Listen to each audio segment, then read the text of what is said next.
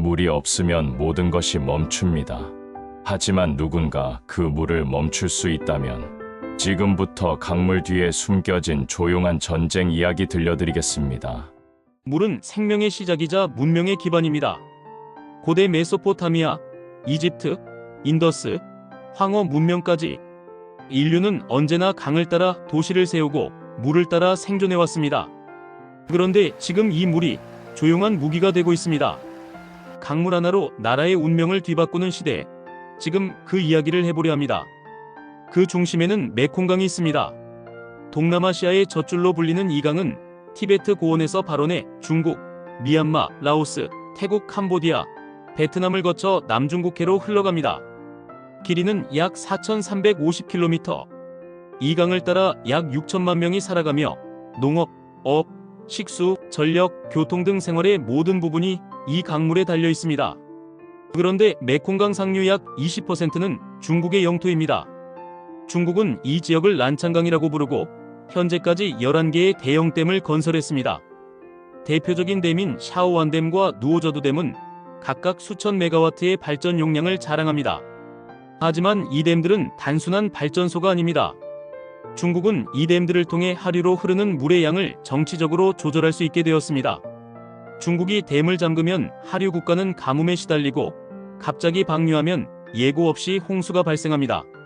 실제로 2019년 상류 지역에는 평년보다 많은 비가 내렸지만 하류 국가는 심각한 가뭄을 겪었습니다.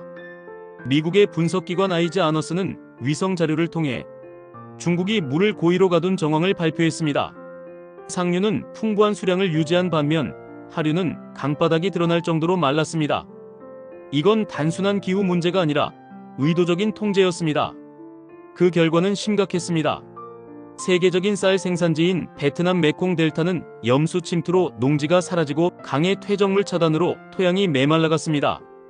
연간 500헥타르가 넘는 농지가 침식되고 어획량은 줄어들었으며 일부 마을은 유령마을로 전락했습니다.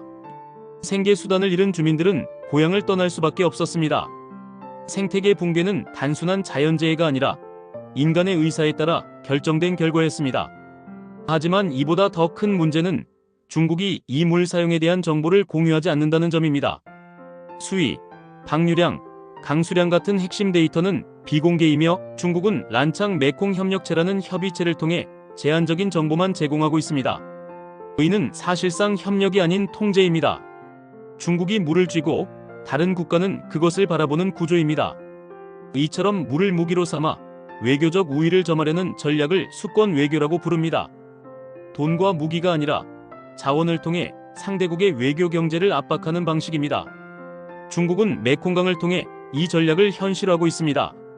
물을 무기로 한 외교, 그것은 조용하지만 가장 강력한 힘입니다. 하지만 이 문제는 단지 메콩강만의 문제가 아닙니다. 지금 전 세계 곳곳에서 물을 둘러싼 분쟁이 확대되고 있습니다. 아프리카에서는 에티오피아가 나일강 상류에 건설한 그랜드 에티오피아 르네상스 댐 때문에 이집트와 수년째 갈등 중입니다. 인도와 방글라데시는 겐지스강 유역에 수위를 두고 매년 마찰을 겪고 있습니다. 요르단강 유역은 이스라엘과 팔레스타인, 요르단 사이의 외교 분쟁의 핵심이기도 합니다. 유럽조차도 예외가 아닙니다. 알프스 빙하가 녹으면서 그 물을 어떻게 분배할지를 두고 독일, 스위스, 프랑스가 서로 다른 입장을 보이고 있습니다. 이제 우리는 질문해야 합니다. 물은 누구의 것일까요? 상류 국가가 지배할 수 있는 소유물일까요? 아니면 인류가 공유해야 할 공공자원일까요? 물을 통제하는 나라가 정치적 발언권을 갖고 반대급부로 다른 국가를 압박할 수 있다면 그것은 결국 자원 제국주의의 새로운 얼굴일지도 모릅니다. 중국은 메콩강을 통해 자원의 통제에서 외교 전략으로 그리고 권력의 행사로 나아가고 있습니다. 특히 1대1로 전략과 결합되며 중국은 인프라 제공과 자원, 통제를 통해 아시아 지역 전체에 걸친 영향력을 구축하고 있습니다. 이 구조는 단순한 수력 발전의 문제가 아니라 정치적 영향력의 확대이자 국제 질서 재편의 수단이 될 수 있습니다. 이런 현실 속에서 하류 국가들은 선택의 기로에 서 있습니다.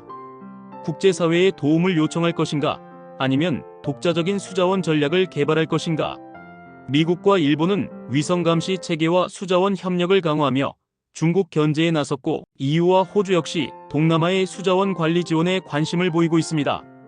이 싸움은 단순한 지역 분쟁이 아니라 글로벌 지정학의 최전선입니다. 그렇다면 여러분은 어떻게 생각하시나요?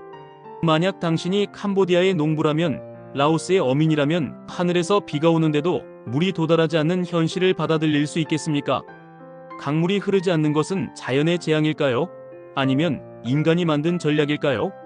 지금 당신이 마시는 물 한 컵, 그 물은 어디서 왔을까요? 그리고 그 흐름은 지금 누구의 손에 쥐어져 있을까요? 이건 단지 강물의 흐름이 아닙니다. 권력의 흐름입니다. 이 내용이 도움이 되셨다면 구독과 좋아요 부탁드립니다.